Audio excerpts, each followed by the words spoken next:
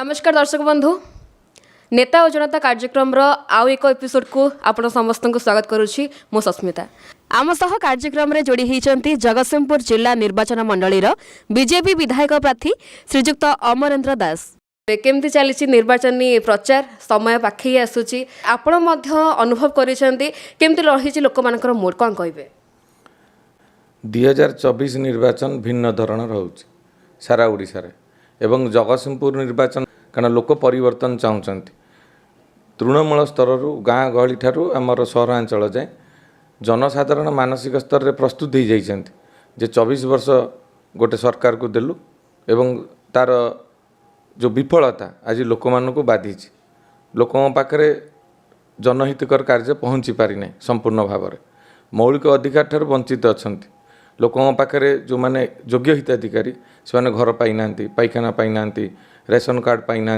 भत्ता पाई ना पीवा पानी सुविधा पाई ना रास्ता घाट घर पाखक ना सब अंचल ना एवं जो भली भाव में आज से माने अवहेलित ही अच्छा जो से प्रस्तुत हो सारी आम परिवर्तन करूँ नुआ सरकार आणबू भारतीय जनता पार्टी की से माने विश्वास करुँच स्वतःप्रभु भाव में विशेषकर जो गत 5 वर्ष 2019 रु 24 लोक मैंने जहाँ विश्वास करके भोट देते से माने लोक पाखक गले ना लोक दुख सुख सहित सामिल हेले ना प्राकृतिक दुर्विपाक पहुँचले ना तेणु देखी ना 5 वर्ष कौन पर भोट दिखती जे दुख सुख सामिल हे विभिन्न असुविधा समय फोन टे कले उठेबे तार समस्यार समाधान करेंगे एवं तांको पाखरे जाई पहुँचे जोटा हो पारि ना जहाँ ये अंचल लोक चाहती से है ना ग्रहणीयता भितर आसुना तेणु लोक परिवर्तन चाहिए लोक सीधा सड़क भाव में निष्पत्ति नहीं सारी एथर भारतीय जनता पार्टी की जगतसिंहपुर निर्वाचन मंडली रे विपुल भोट प्रदान करेंगे तो जमती आम समस्ते जाचु आपण कहती ए माटीर पुओ निश्चिंत एथरक आपण मान पाखक आसो आपण मान समस्या को बुझब तार समाधान कर तो एथर पद्म फुट प्रथम कथा आउ थे रिपीट करी माटीर पुओ ये जन्म होई पानी पवन में बढ़ी यही स्कूल कॉलेज रे पढ़ी यही नाई नाल गाधे ये अंचल पानी पीची बुली बुलिकी दुर्गम अंचल बुलूची एमती को पंचायत नहीं वार्ड नहीं जोटी मु न पहुँची तेणु लोकों समस्या सहित आगुरी जड़ित थी एबे अच्छी तेणु फरकटा हूँ ये जो 10 वर्ष रे दुईटी बाहर लोक आसिले विभिन्न दलर से माने दल भितर भोट पाइले लोक तांको विश्वास कले जड़े जितिले लोक पाक आसिले नहीं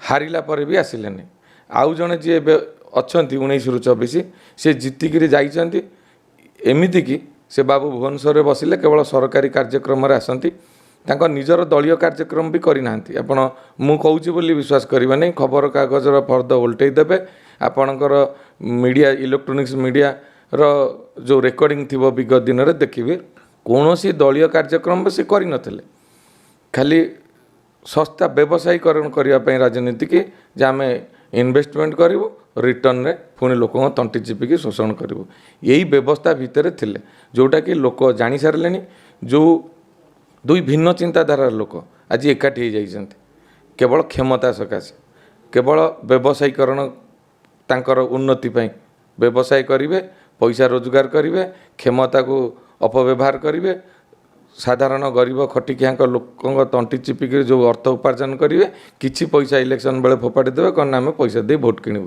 लोक जगतसिंहपुर नागरिक सचेतन हो गले सचेतन थिले मध्य आपण जानतु सचेतन नथिले बारंबार परिवर्तन हो न था आगुरी स्वर्गत विष्णु भल काम करते सहित थिले 5टा टर्म पर लोक चाहिए परिवर्तन 14 रे परिवर्तन कले पुणी 19 रे चाहिए परिवर्तन 19 रे परिवर्तन है 24 रे मध्य परिवर्तन पाई मन बड़े सारे परिवर्तन होगा जाऊँगी निश्चित हम पद्म ये फुटब जगतसिंहपुर रे पद्म तो फुटब ଓଡ଼ିଶାରେ ଭାରତୀୟ ଜନତା ପାର୍ଟି ସରକାର କରିବ। ଯେତେବେଳେ ଆମେ ମଧ୍ୟ ସମସ୍ତେ ଶୁଣୁ ଏ ମାଟିର ପୁଅ ଆଗରୁ ମଧ୍ୟ ଆପଣ ବହୁତ କାମ କରିଛନ୍ତି, ଲୋକମାନଙ୍କର ସୁଖ ଦୁଃଖରେ ପହଞ୍ଚିଛନ୍ତି ଏବଂ ଯେତିକି ଆମେ ଶୁଣୁ ଯେ ଯେକୌଣସି ପର୍ବ ହୁଏ ଆପଣ ଯାଇକି ପହଞ୍ଚନ୍ତି ଏବଂ ଯେତିକି ଆମେ ଶୁଣିଛୁ କି ଯେଉଁ ନେତାମାନେ ଥିଲେ ସେମାନେ ପହଞ୍ଚନ୍ତି ନାହିଁ। ତ ଆପଣ ଏଠି କ'ଣ କହିବେ ଯେ ପୂର୍ବରୁ ଆପଣ ଜିଲ୍ଲା ବିଜେଡି ସଭାପତି ଥିଲେ, ବର୍ତ୍ତମାନ ପୁଣି ଥରେ ଆପଣ ବିଜେପି ଚେୟାରକୁ ଆସିଛନ୍ତି ଏବଂ ନିର୍ବାଚନୀ ଲଢ଼ିବା ପାଇଁକି ଆଜି ଷ୍ଟାଣ୍ଡ କରିଛନ୍ତି। ତ କ'ଣ କହିବେ ବର୍ତ୍ତମାନର ସ୍ଥିତିକୁ ଆପଣ କେମିତି ଦେଖୁଛନ୍ତି ଏବଂ ବିଜୟ ଯଦି ହେଉଛି ଆପଣଙ୍କର ତାପରେ ଆପଣଙ୍କର ପ୍ରଥମ ମୁଦ୍ଦା କ'ଣ ରହିବ? ପ୍ରଥମ କଥା ହେଲା ଲୋକମାନଙ୍କ ସହିତ ରହିକି କାମ କରିବା। ଏ ପ୍ରେରଣା ଆମକୁ ସ୍ୱର୍ଗତ ବିଷ୍ଣୁ ଦାସଙ୍କ ଠାରୁ ମିଳିଛି। ଲୋକଙ୍କର ଭଲ ପାଇବା ଯେତେବେଳେ ମୁଁ ଯାଏ ତାଙ୍କ ସାଙ୍ଗରେ ବୁଲେ, ଲୋକ ରାତି 1-2ଟା ଯାଏଁ ତାଙ୍କୁ ଅପେକ୍ଷା କରିଥିବେ ବିଭିନ୍ନ ସାମାଜିକ ଫଙ୍କସନ୍ରେ। ସେ ଆପଣଙ୍କର ଯଜ୍ଞ ହେଉ, ଅଷ୍ଟପ୍ରହରୀ ହେଉ, ବାହାଘର ହେଉ, ବ୍ରତଘର ହେଉ, ଶୁଦ୍ଧିଘର ହେଉ, ଏସବୁ କାର୍ଯ୍ୟକ୍ରମ ତାଙ୍କୁ ଅପେକ୍ଷା କରି ରହିଥିବେ ଏବଂ ଦଳୀୟ କାର୍ଯ୍ୟକ୍ରମରେ ମଧ୍ୟ ଅପେକ୍ଷା କରି ରହିଥିବେ। ସେ ଯାହା ବି ହେଲେ ନିଶ୍ଚିତ ଭାବରେ ପହଞ୍ଚନ୍ତି ଏବଂ ସବୁଠାରୁ ଦୁଃଖ ଏବଂ ପରିତାପର ବିଷୟ ଯେ ଏଇ 2019ରୁ 24 ଭିତରେ ଆପଣଙ୍କର ଆସିଲା ଫନି ଭଳି ମହାବାତ୍ୟା, ତାପରେ ଆସିଲା ବନ୍ୟା ପରିସ୍ଥିତି 20 ମସିହାରେ, ପୁଣି ଆସିଲା କୋଭିଡ଼ ଭଳି ପରିସ୍ଥିତି ଯେଉଁଠି ସାରା ବିଶ୍ୱ ଜାଣିନାହିଁ କୋଭିଡ଼ କ'ଣ, ବୈଜ୍ଞାନିକ ଜାଣିନାହାନ୍ତି ତା'ର ମେଡ଼ିସିନ କ'ଣ, ଡାକ୍ତର ଜାଣିନାହିଁ ତା'ର ଚିକିତ୍ସା କ'ଣ। ଏ ଘଡ଼ିସନ୍ଧି ମୁହୂର୍ତ୍ତରେ ଲୋକପ୍ରତିନିଧିର କାମ ଥିଲା ତାଙ୍କ ପାଖରେ ପହଞ୍ଚିକି ଆଶ୍ୱାସନା ଦେବା, କେମିତି ଟ୍ରିଟମେଣ୍ଟ ହେବେ, କେମିତି ଲୋକଙ୍କର ମୌଳିକ ସୁବିଧା ପାଇବେ। ବହୁ ଲୋକ ଆପଣଙ୍କର ମେଡ଼ିସିନ ପାଇନାହାନ୍ତି, ମେଡ଼ିକାଲରେ ପହଞ୍ଚି ପାରିନାହାନ୍ତି, ଆମ୍ବୁଲାନ୍ସର ସେବା ପାଇପାରିନାହାନ୍ତି, ମରିଯାଇଛନ୍ତି ଏବଂ ସଂସ୍କାର ବି ସଠିକ୍ ଭାବରେ ହେଇପାରିଲେ ନାହିଁ। ସବୁ ପାଇଁ ବ୍ୟବସ୍ଥା ଥିଲେ ମଧ୍ୟ ଏବଂ ସବୁଠାରୁ ଦୁଃଖର କଥା ଆମର ଏ ଅର୍ବାନ୍ ଏରିଆରେ ଯେତେବେଳେ ସଟ୍ଡାଉନ୍ ଲକଡାଉନ୍ ହେଇଗଲା, ହୋଟେଲ ଘର ଫର ବନ୍ଦ ହେଇଗଲା, ବାହାର କରେଇଦେଲେ ନାହିଁ ପ୍ରଶାସନିକ ଅଧିକାରୀ। ଯେଉଁ ବୁଲା କୁକୁର, ଗାଈ, ଛେଳି, ମେଣ୍ଢା ସବୁ ବୁଲୁଥିଲେ ଖାଦ୍ୟ ଅଭାବରୁ ମରିବାକୁ ଆରମ୍ଭ କଲେ। ସରକାର ଦେଲେ, ଭଲ କାମ କଲେ, 60 ଲକ୍ଷ ଟଙ୍କା ଦେଇଛନ୍ତି ଅର୍ବାନ୍ ବଡ଼ିକି ସେମାନଙ୍କୁ ଖାଇବା ପିଇବା ପାଇଁ, ସେ ପଇସା ବି ଖାଇଗଲେ। ଶବ ସଂସ୍କାର ପାଇଁ ଆସିଥିଲା ପଇସା, ତାକୁ ବି ଖାଇଗଲେ। ସଠିକ୍ ଭାବରେ ଶବ ସଂସ୍କାର ହେଇନି। ତେଣୁ ଏଇ ଯେଉଁ ଚିନ୍ତାଧାରାର ଲୋକମାନେ ଏଠି ଆସିଛନ୍ତି କାମ କରିବାକୁ, ଆମର ବିରୋଧ ହେଉଛି ଏ ଚିନ୍ତାଧାରାକୁ, ଏ ବିଚାରଧାରାକୁ ଏବଂ ଆମେ ଯେତେବେଳେ ଚାହିଁଲୁ ଯେ ଏଇଭଳିଆ କାମ କରୁଛନ୍ତି ଆଙ୍କ ପ୍ରତି ସତର୍କ ରୁହନ୍ତୁ, ଏଭଳି ଲୋକଙ୍କୁ ଆପଣ ଦଳରେ ଦୂରେଇକି ରଖନ୍ତୁ।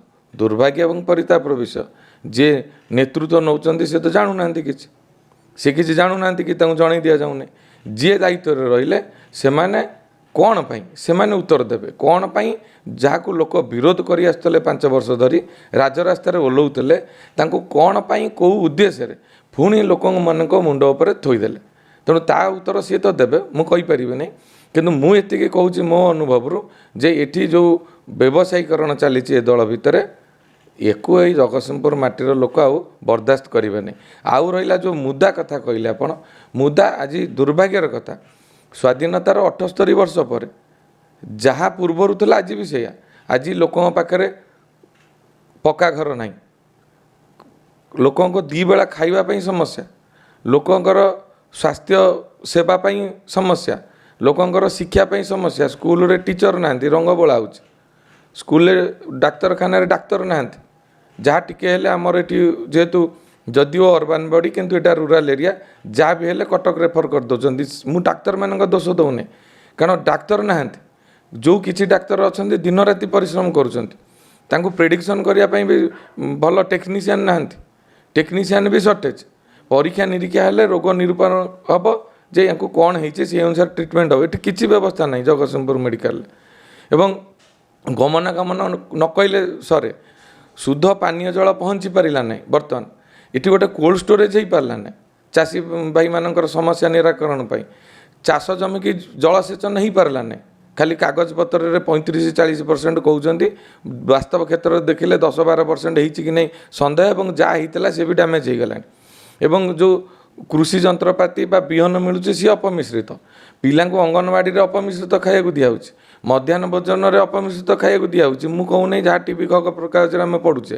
ମୋ ଅଞ୍ଚଳର ଯୁବକ ଯୁବତୀମାନେ ଏଠି ନିଯୁକ୍ତି ପାଇଁ ବାହାର ରାଜ୍ୟକୁ ଯାଉଛନ୍ତି, ଅନ୍ୟ ରାଜ୍ୟରେ ଯାଇ କାମ କରୁଛନ୍ତି। ଏଇଠି ପାରାଦୀପରେ ଶିଳ୍ପ ଭର୍ତ୍ତି ହେଇଛି। ମୋର ଆପଣଙ୍କ ମାଧ୍ୟମରେ ପ୍ରଶ୍ନ, ସେଠି କେତେଜଣ ଓଡ଼ିଆ ପିଲା ନିଯୁକ୍ତି ପାଇଛନ୍ତି? କାହିଁ ପାଇନାହାନ୍ତି? ଏଠି ଯେଉଁମାନେ ନେତୃତ୍ୱ ନେଉଛନ୍ତି 24 ବର୍ଷ ଧରି ସରକାରରେ ଅଛନ୍ତି, ସେମାନେ କାହିଁକି ୟାକୁ ଉପସ୍ଥାପନ କରୁନାହାନ୍ତି? କାରଣ ଯେତେବେଳେ MOU ହେଉଛି ସେତେବେଳେ ଏଇଆ ହିଁ ରହୁଛି କ୍ଷତିପୂରଣ ଦିଆଯିବ ଏବଂ ସେହି ଅଞ୍ଚଳର ଯେଉଁମାନେ ଜମି ହରା ଲୋକ ତାଙ୍କୁ ପ୍ରାଥମିକତା ଦିଆଯିବ ନିଯୁକ୍ତି ପାଇଁ ଏବଂ ପରବର୍ତ୍ତୀ ପର୍ଯ୍ୟାୟରେ এই ଅଞ୍ଚଳର ଲୋକଙ୍କୁ ନିଯୁକ୍ତିର ବ୍ୟବସ୍ଥା କରାଯିବ ଯେଉଁମାନେ ଯୋଗ୍ୟ ବ୍ୟକ୍ତି ଅଛନ୍ତି। ମୁଁ କହୁନାହିଁ ଯେ ଜଣେ ଇଞ୍ଜିନିୟର ଦରକାର ସାଧାରଣ ଲୋକଙ୍କୁ ରଖିଦେବେ, ଗୋଟେ ଚାର୍ଟାର୍ଡ ଆକାଉଣ୍ଟ ଦରକାର ଗୋଟେ ସାଧାରଣ ଲୋକଙ୍କୁ ରଖିଦେବେ, ମୁଁ ସେ କଥା କହୁନି। ଆମ ଏଇ ଜଗତସିଂହପୁର ଶିକ୍ଷାରେ 1 ନମ୍ବର, ଆମର ସବୁଥିରେ ଆମର ଲୋକ ଭର୍ତ୍ତି, ସାରା ବିଶ୍ୱରେ ଜଗତସିଂହପୁର ମାଟିର ଡାକ୍ତର ଇଞ୍ଜିନିୟର ବୈଜ୍ଞାନିକ ସୁନାମ ଅର୍ଜନ କରିଛନ୍ତି। ଇଏ ହେଉଛି ଆମର ଇତିହାସ, ଇଏ ହେଉଛି ଆମର ସ୍ୱାଧୀନତା ସଂଗ୍ରାମର ମାଟି। ଏଠି ଲଢ଼ୁଆ ଲୋକମାନେ ଅଛନ୍ତି, କିନ୍ତୁ ଯେଉଁ ବାହାରର ନେତୃତ୍ୱମାନେ ଆସି ଏଠି ଆମକୁ ମିସଗାଇଡ଼ କରୁଛନ୍ତି, ଆମକୁ ଶୋଷଣ କରୁଛନ୍ତି, ତା ବିରୁଦ୍ଧରେ ଆମର ସଂଗ୍ରାମ। ଆମର ବର୍ତ୍ତମାନ ଗୋଟିଏ ମୁଦ୍ଦା, ଏ ଭ୍ରଷ୍ଟାଚାରୀ ଯେଉଁ 2 ଜଣ ଭିନ୍ନ ଚିନ୍ତାଧାରାର ଲୋକ ଏକାଠି ହେଇକି ଆମକୁ ଶୋଷଣ କରିବାକୁ ଯୋଜନା କରିଛନ୍ତି, ତା ବିରୁଦ୍ଧରେ ଆମର ଲଢ଼େଇ ଏବଂ ନିଶ୍ଚିତ ଭାବରେ ଆମେ ବିଜୟ ହେବୁ। କାରଣ ଗୋଟିଏ ପଟେ ଏ ଧର୍ମର ଲଢ଼େଇରେ ଜନସାଧାରଣ ଅଛନ୍ତି, ଗୋଟିଏ ପଟେ ଟାଉଟର ଦଲାଲ ଠକ ଭର୍ତ୍ତି ହେଇଛନ୍ତି। ତେଣୁ ଜନସାଧାରଣଙ୍କର ବିଜୟ ସୁନିଶ୍ଚିତ ହେବ। ପଦ୍ମ ଜଗତସିଂହପୁର ମାଟିରେ ଫୁଟିବ ହିଁ ଫୁଟିବ, ବିପୁଳ ବିଜୟରେ ଭାରତୀୟ ଜନତା ପାର୍ଟି ଜିତିବ। ନିଜର ମୂଲ୍ୟବାନ ସମୟରୁ କିଛି ସମୟ କାଢ଼ିକି ଲୋକମାନଙ୍କ ପାଇଁକି ଏବଂ ନିଜ ମାଟି ପାଇଁକି ବହୁତ ସାରା କଥା ଆମ ପାଖରେ ରଖିଲେ ଏବଂ ଆପଣମାନେ ମଧ୍ୟ ଦେଖୁଥିଲେ ଶ୍ରୀଯୁକ୍ତ ଅମରେନ୍ଦ୍ର ଦାସ ଆମ ସହିତ ଥିଲେ, ଯିଏ ଅଛନ୍ତି ବିଜେପି ବିଧାୟକ ପ୍ରାର୍ଥୀ ଚଳିତ ବର୍ଷର। ତ ବହୁତ ବହୁତ ଧନ୍ୟବାଦ ଆପଣମାନଙ୍କୁ ମଧ୍ୟ। ତ ଆମେ ଚାହିଁବୁ ଆପଣମାନେ ଏମିତି ଆଗକୁ ମଧ୍ୟ ସଂସ୍କାର ବୁଲେଟିନ୍ରେ ବହୁତ ସାରା ଭିଡ଼ିଓସ୍ ଦେଖିବା ପାଇଁକି ଏବଂ ନିର୍ବାଚନୀ ପ୍ରଚାରର ଅନେକ କିଛି ଖବରକୁ ଜାଣିବା ପାଇଁକି ଏମିତି ଯୋଡ଼ି ହେଇକି ରହିଥାନ୍ତୁ। ଧନ୍ୟବାଦ।